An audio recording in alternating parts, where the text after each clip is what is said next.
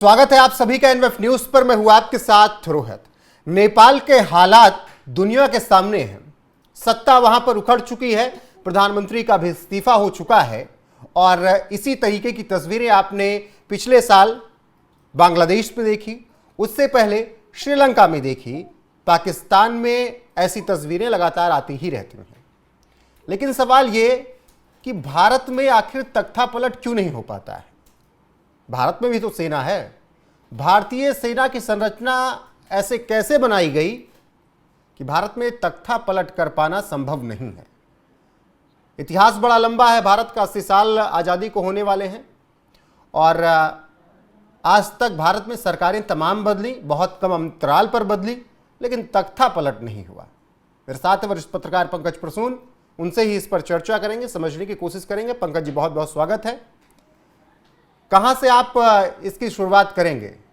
भारत में तख्ता पलट क्यों नहीं होता? क्योंकि भारत के लोगों के रगों में आज से नहीं, हजारों साल से डेमोक्रेसी दौड़ रही है, लोकतंत्र दौड़ रहा है। ये पश्चिम का कॉन्सेप्ट जो लोकतंत्र है ना, आपको शायद पता नहीं होगा कि चाणक्य के जमाने में दुनिया का पहला लोकतंत्र वैशाली था, बिहार में। वहां जनप्रतिनिधि चुने जाते थे और वो जनप्रतिनिधि सरकार चलाते थे। वहां से जनतंत्र का नाम आया है।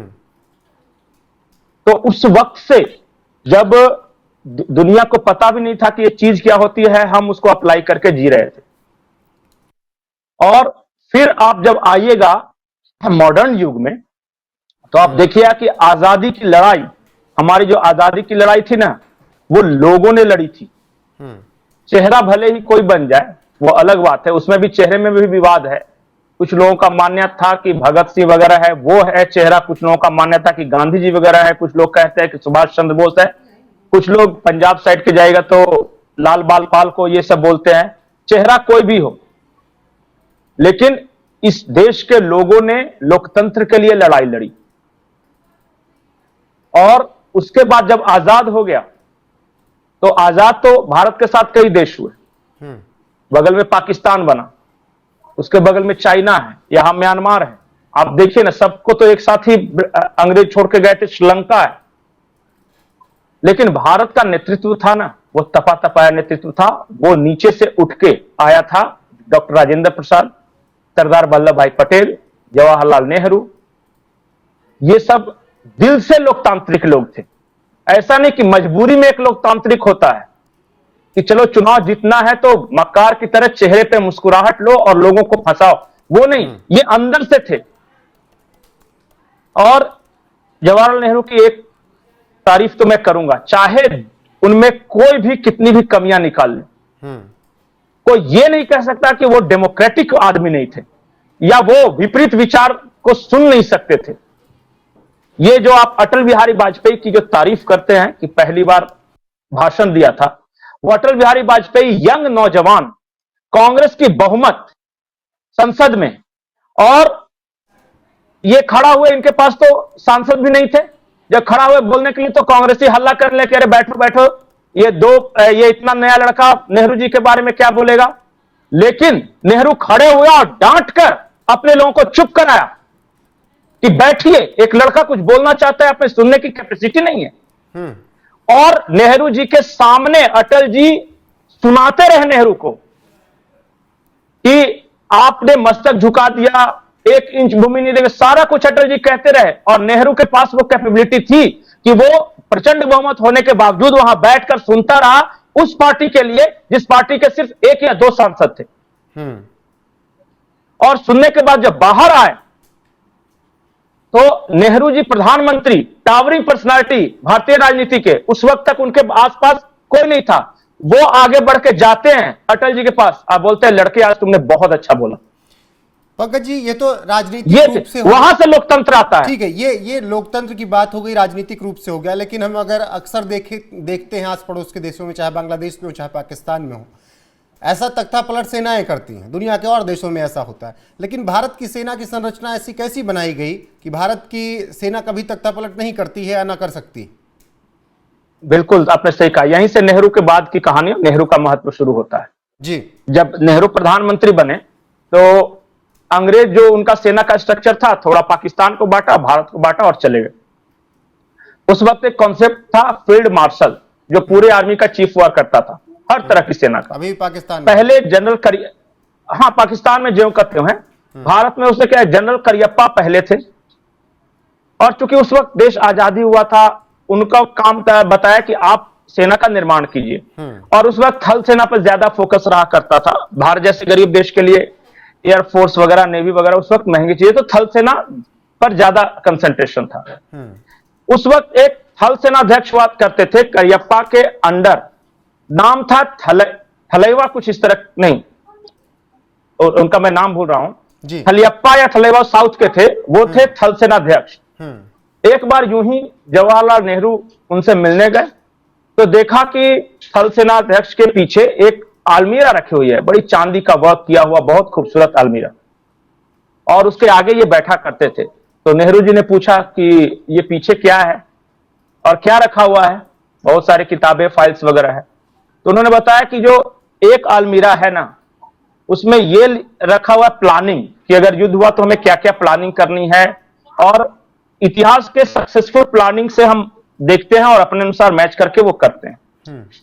बोले दूसरा इंटरनल सिक्योरिटी के बारे में है कि अगर देश के अंदर कुछ हालात खराब हो गए तो फिर सेना कैसे कार्य करे, ये सब ठीक है। फिर नेहरू जी ने पूछा ये तीसरे में, तो तीसरे में थल सेनाध्यक्ष कहते हैं कि इनकेस अब कभी में भारतीय फौज को कू करना पड़े या हटाना पड़े सरकार को, तो उस वक्त भारतीय फौज कैसे काम करेगी, उसकी पूरी प्लानिंग लिखी हुई है कि अगर भारत में लोकतांत्रिक सरकार का तख्ता पलट होता है, अगर सेना को कमांड संभालनी होती है, तब सेना इस देश को कैसे चलाएगी, उसके पूरे डिटेल्स है तीसरे अलमीरा में। ठीक। नेहरू जी ने सुना, मुस्कुराए हल्का सा और हाथ मिला के वहां से निकल गए। उसके बाद एक फैसला हुआ। फैसला यह था कि तीनों सेना का कोई कमांडर नहीं रहेगा, तीनों अलग अलग सेनाध्यक्ष होंगे। पहला फैसला वहीं से नेहरू ने शुरू किया और बताया कि उन तीनों सेना का हेड कौन होगा, वो लोकतांत्रिक रूप से चुना हुआ रक्षा मंत्री होगा, जिसको लोग चुनेंगे, वो आर्मी का नहीं होगा। आज तक वही रक्षा मंत्री चलते आ रहे हैं। ये नेहरू का विजन था कि कल को जाके सेना कू भी करे तो उसका जो हेड रहे वो लोकतांत्रिक रूप से चुना हुआ नेता रहे, न कि फौज का कोई आदमी। बाकी राष्ट्रपति हैं और बाकी हाँ ये रिपोर्ट करते हैं फिर। तो ये है यहां का स्ट्रक्चर। और मैं बताता हूं, भारतीय फौज में अंग्रेजों के समय से अंग्रेजों ने बांटो और राज करो की नीति के तहत यहां कास्ट और क्षेत्र के नाम पे बटालियंस बनाए थे, रेजिमेंट, जैसे जाट रेजिमेंट। रहा था अगर पाकिस्तानी सेना में जाएंगे तो आपको वहां पर मास में केवल मुस्लिम ही मिलेंगे उस सेना में, और देशों में जाएंगे तो वहां समुदाय बहुत ज्यादा प्रभावी होगा वही होगा। भारत में इस स्ट्रक्चर को तोड़कर रखा गया, केवल एक समुदाय विशेष का या किसी एक धर्म का सेना में प्रभुत्व नहीं होने दिया गया, इसलिए भी भारत में यह संरचना बहुत कारगर रही है। भारत में अंग्रेजों ने मकसद से तो दूसरा बनाया था। उन्होंने सोचा था कि ये जातियां हैं अलग अलग और इनमें हम फूट डालो राज करो की नीति के तहत तो अलग अलग कास्ट का अलग अलग रेजिमेंट बनाएंगे और सिर्फ उस कास्ट का व्यक्ति उस रेजिमेंट में जाएगा तो क्या होगा कि भारत कभी यूनाइट नहीं हो सकेगा और कभी हमारे खिलाफ बगावत नहीं हो सकेगी। जैसे अगर कभी मान लो कि सिख रेजिमेंट ने भी बगावत की तो बगल में जाट रेजिमेंट उसके खिलाफ खड़ा हो जाएगा, या बिहार रेजिमेंट खिलाफ खड़ा हो जाएगा, असम राइफल्स खिलाफ खड़ा हो जाएगा। 27 डिवीजन हैं भारतीय फौज में इस तरह के, मराठा रेजिमेंट, असम राजपुताना राइफल्स, तो Sikh regiment, Jat regiment, Bihar regiment, Madras regiment, ये सारा है। आजादी के पहले एक चमार रेजिमेंट भी हुआ करता था। उन्होंने अंग्रेजों के खिलाफ बगावत कर ली और बहुत अंग्रेजों को मारा पीटा, इस वजह से उसे भंग कर दिया गया था। अंग्रेजों के खिलाफ सेना में बगावत दो ही लोगों ने किया है, या तो 1857 में मंगल पांडे ने और नहीं तो फिर इस देश के चमार जाति के लोगों ने उस रेजिमेंट को भंग कर दिया था। इसका ये तो अंग्रेजों का मकसद था कि कभी यूनाइट नहीं हो सके, लेकिन जब आजाद हुआ तो वही हमारे लिए बून बन गया, आशीर्वाद हो गया, वो रेजिमेंट बरकरार रखी गई। अब आप जरा सोचिए कि आज कोई थल सेनाध्यक्ष मान लिया या कोई भी आर्मी का डिसाइड करता है कि आज हमें कू करनी है, वो किसी न किसी रेजिमेंट से बिलोंग करके वहां तक पहुंचा हुआ होगा। अब मान लिया गोरखा राइफल से प्रमोट होकर एक व्यक्ति थल सेनाध्यक्ष बन गया, उसने कहा कि अब मैं कू करूंगा, मतलब यहां के लोकतांत्रिक रूप से सत्ता को हटाऊंगा, तो क्या बाकी रेजिमेंट उसका साथ देंगे या नहीं देंगे? यह है कि नहीं सवाल पहले? बिल्कुल। तो इस वजह से कभी हिम्मत नहीं, और ऊपर भी कोई तीनों का तो एक कमांडर है नहीं, नेवी अलग है, एयरफोर्स अलग है, आर्मी अलग है, बनाया गया। मंत्री और राष्ट्रपति तो है ही ना तीनों सेनाओं के प्रमुख। रक्षा मंत्री नहीं, एक और चीज बताया गया कि जब करगिल युद्ध हुआ था तो आर्मी की एक रिपोर्ट आई थी कि तीनों सेनाओं में कोऑर्डिनेशन की कमी है, इसलिए एक ऐसा पद सृजित किया जाए कि जो तीनों को देख सके और उस तक वो रिपोर्ट कर सके। बनाया गया, लेकिन चीफ ऑफ डिफेंस स्टाफ बनाया गया, उनको मालिक नहीं बनाया गया। आप सिर्फ कोऑर्डिनेशन का काम देखेंगे, बाकी डिसीजन रक्षा मंत्री लेंगे। आपको सिर्फ तीनों सेनाओं का कोऑर्डिनेशन देखना है, बस, इसके अलावा आपको कोई काम नहीं। मैं कह रहा हूं पंकज जी की देखिए, पूरा देश तो सेना के भरोसे है भारत का, पूरा देश सलाम भी ठोकता है, लेकिन ये बहुत अच्छा पॉइंट था कि सेना को राजनीतिक रूप से अलग रखा गया, राजनीतिक हस्तक्षेप से अलग रखा गया। और आज भले समस्या देश पर आती है सबसे पहले सेना ही खड़ी होती है, लेकिन वो राजनीतिक रूप से आपको अलग नजर आती है। अलग नहीं है, वो न्यूट्रल है, पॉलिटिकली न्यूट्रल है। और हमारी फौज की सबसे बड़ी विशेषता यह है कि दैट्स प्रोफेशनल आर्मी। उसे पता है कि मेरा काम क्या है, वो फालतू कामों में नहीं जाती। जैसे बगल में पाकिस्तान की तरह मैगी नूडल्स नहीं बनाती है हमारी फौज, वो लड़ने के लिए है ना, वो बहादुर लोग हैं ना, वो आटा बेचने के लिए फौज थोड़ी ना है।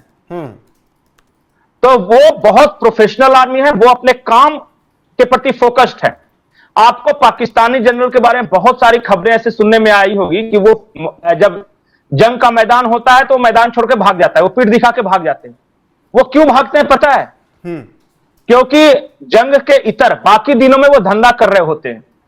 उनकी 4 फैक्ट्रियां हैं, 20 पोल्ट्री फार्म है, 10 जगह डेयरी फार्म खोल के रखा है। तो वो बाकी के समय माइंड उनका एंगेज है। जब वो युद्ध भूमि में जाते हैं तो in the back of the mind उनके दिमाग में ये रहता है कि मेरी संपत्ति पड़ी हुई है, मैं मर जाऊंगा तो वो बर्बाद हो जाएगा। इस वजह से वो भागते हैं। भारतीय फौज के सामने इस तरह का कोई बैगेज नहीं, वो लड़ता है देश के लिए, वो प्रोफेशनली देशभक्ति से ओतप्रोत बॉर्डर की रक्षा के लिए, देश के अंदर की रक्षा के लिए ही केवल तैनात है, आप यही कह रहे हैं। और भारतीय फौज में एक और विशेषता है कि यहां हर किसी का रिप्रेजेंटेशन, अगर आप पाकिस्तान में जाएगा तो आपको सिर्फ पंजाबी पंजाबी पंजाबी मिलेंगे ऊपर से नीचे तक। वहां सिंधी बहुत कम फौज में मिलेंगे, कुछ पठान मिलते हैं, बलूच तो न के बराबर। कभी एक आध हजार आदमी में एक आध कोई बलूच मिल गया तो मिल गया, वो इसलिए कि वो पंजाब में रहा हो और इन सब का भी सब पर बाकी रखते नहीं वो। तो वो हेट्रोजेनस है और हमारा होमोजेनस है। हमारे पास आपको हर राज्य के, हर वर्ग के ये आपको फौजी मिल जाएंगे। आपको पंजाब का मिल जाएगा तो बिहार का मिल जाएगा, असम का, नॉर्थ ईस्ट का, तमिलनाडु का, जम्मू कश्मीर के लोग आपको बहुत सारे मिल जाएंगे। बिल्कुल, मैं किसी को पॉइंट आउट नहीं कर रहा हूं, ना राजनीतिक लिहाज से ना कुछ नहीं, ये केवल सेना और भारत के सत्ता को लेकर चर्चा थी। मैं बस इतना समझना चाह रहा हूं कि आस पड़ोस के 4 अगर देश देख लीजिए, नेपाल, पाकिस्तान, श्रीलंका और बांग्लादेश, चारों जगह तक था पलट पिछले 10 सालों में देखा है हम सबको। लेकिन भारत में ऐसा नहीं था, प्रयास जरूर किया गया तमाम ऐसी ताकतों की तरफ से दुनिया की जिन्होंने भारत को अस्थिर करने का प्रयास किया, और खिचड़ी वाली सरकार वो सोचते रहे कि भारत में होनी चाहिए। अगर जैसे हालात, अगर भारत के सेना की इस तरीके से संरचना हुई होती जिस पर हम चर्चा कर रहे हैं, तभी तक भारत में भी इस तरीके की स्थितियां देखने को मिल गई होती। पंकज जी, बहुत छोटे में किसी पॉइंट आउट नहीं, ना किसी पार्टी को, ना किसी मैं ये नहीं कह सकता कि क्या संरचना होती। भारत के जो लोग हैं ना, वही नहीं चाहते, वो डेमोक्रेसी ही चाहते हैं। और ये अमीर लोगों की बात नहीं है, अमीर लोगों में आपको मिलेंगे जो हाई कास्ट के होंगे या ज्यादा पैसे वाले होंगे, वो कभी कभी करते हैं कि लोकतंत्र जो है मूर्खों का शासन है, इसमें ये कमी है, वो कमी है। लेकिन हमारे देश की खूबसूरती यह है ना कि जो गांव का सबसे पिछड़ा आदमी है, जो दलित है ना, उसको सबसे ज्यादा बाबा साहब अम्बेडकर पे भरोसा है कि उन्होंने संविधान दिया। डेमोक्रेसी हमारी ग्रासरूट लेवल से आती है, हमारी डेमोक्रेसी ऊपर से थोपी हुई नहीं है। हमारी, आप बताइए, समाज का जो सबसे वंचित वर्ग होगा ना, वो सबसे ज्यादा संविधान के प्रति आस्था है उसकी। ये भारत की ताकत है। बहुत सारे लोग ये बोलते हैं कांशीराम का मूवमेंट या मायावती जी का मूवमेंट ये है वो है। मैं ये बोलता हूं कि अगर लालू यादव, मुलायम सिंह यादव, कांशीराम, मायावती ना होते तो लोकतंत्र इतना इनरिच नहीं होता। ठीक है पंकज पहले जी। क्या होता था कि समाज के कुछ वर्ग गए, वोट देके चले आए, बाकी को वोट नहीं। आज जो किसी को भी अपने वोट के प्रति बहुत जागरूक है, उसको यह विश्वास है कि उसका डाला हुआ एक एक मत उसके काम आएगा और वो सरकार बना सकता है। यह विश्वास है ना, यही लोकतंत्र है। ठीक है पंकज जी। फिलहाल भारत में तख्ता पलट की संभावनाएं क्यों नहीं होती? भारत की सेना की संरचना इतनी बेहतरीन तरीके से क्यों की गई, ये आपको समझ में आ गया होगा। और इसीलिए भारत में सरकारें बदल सकती हैं, पूरा कार्यकाल ना हो वो भी हो सकता है, लेकिन तख्ता पलट बहुत मुश्किल है। आपको समझ में आ गया होगा क्यों। बने रहिए हमारे साथ लगातार। नमस्कार।